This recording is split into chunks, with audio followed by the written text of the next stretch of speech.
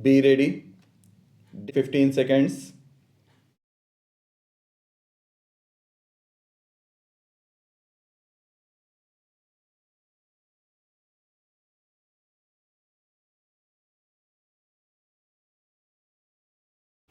I am delighted to be here today as I find myself in the company of scientists.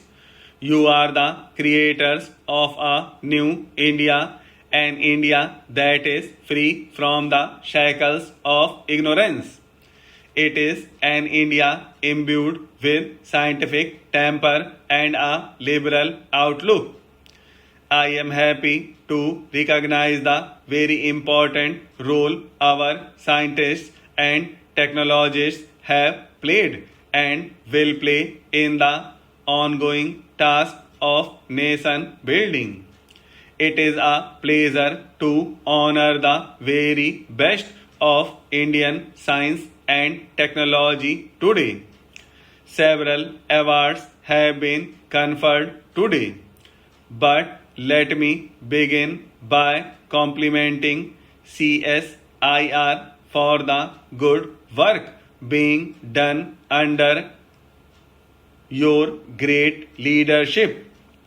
His recent election as a fellow of the US National Academy of Sciences, the seventh Indian to be so recognized since 1863, adds one more feather in his distinguished cap.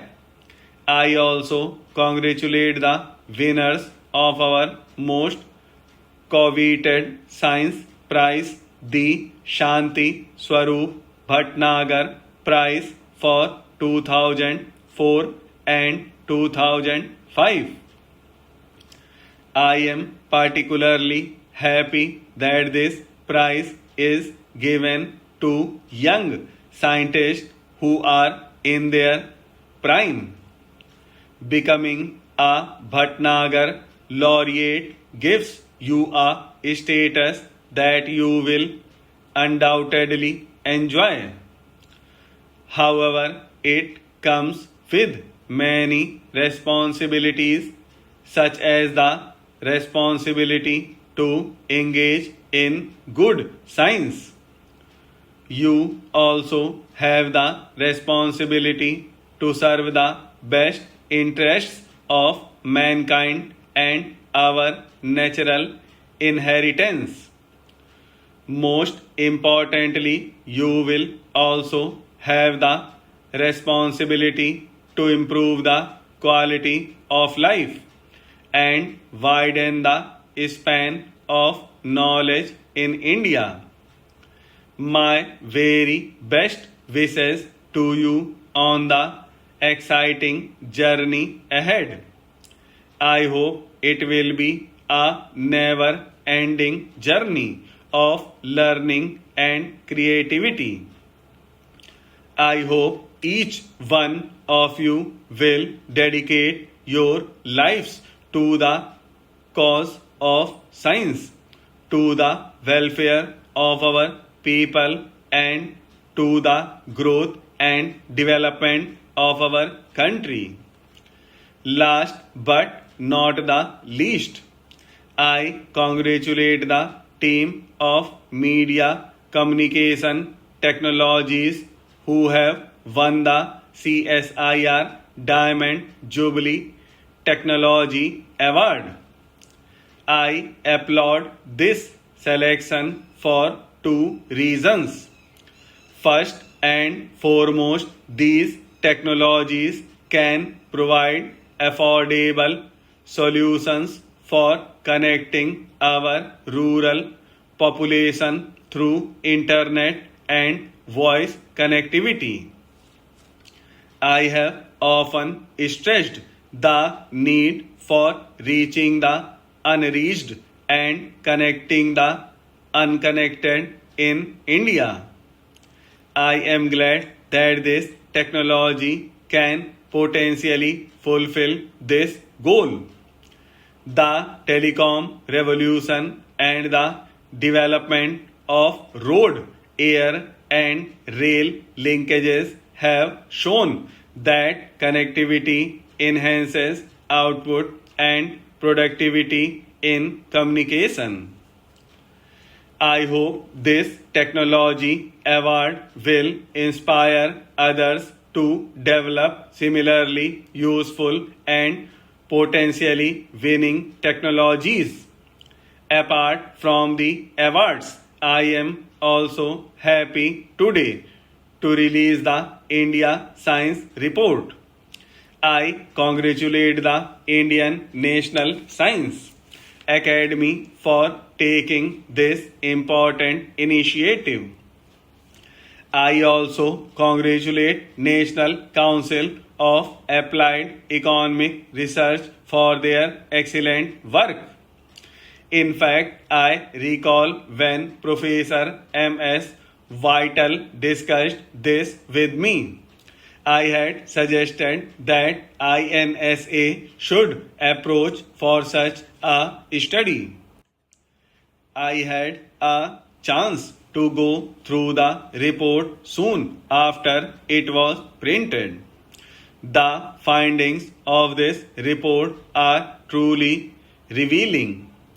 The report shows that the proportion of enrolled students in science has gone up from 28% in 1995-96 to 34.6% in 2003-04.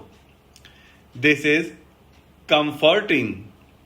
However, it also shows that while close to two-thirds of the students in class 6 to 8 are satisfied with the quality of science teaching, this falls to 40% in class 11 and 12. This shows a shortage of good science teachers at higher levels.